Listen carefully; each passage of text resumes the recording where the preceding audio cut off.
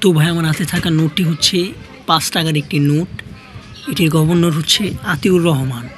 তো আতিউর রহমানের নাম শুনে ভাই বুঝেই গেছেন 2009 সালে নোটটি প্রকাশিত হয়েছে। হ্যাঁ ভাই 2009 সালে এই নোটটি প্রকাশিত হয়েছে।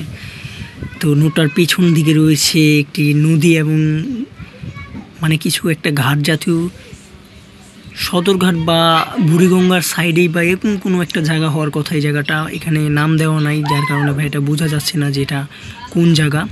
সাইডে এখানে ভাইয়া গাছ জাতীয় কিছু একটা দাঁড়িয়ে রয়েছে। তো নোটটির দুই দিকে রয়েছে সিরিয়াল নাম্বার, মাঝখানে রয়েছে শাপলা এবং শাপলা পাতা। এদিকে যে গোল বৃত্তটা আছে তার ভিতরে রয়েছে একটি বাঘের চিহ্ন বা একটি বাঘের লোগো, উপরে বাংলাদেশ ব্যাংক লেখা। চারদিকে 5 টাকার চারটি করে 8টি লোগো রয়েছে এবং ডান দিকে রয়েছে একটি দরজা টাইপের, হয়তো দরজাটা কোনো মসজিদ বা কাবাঘর টাইপের হওয়ার কথা। তো এটা শিওর না যে এটা কিসের।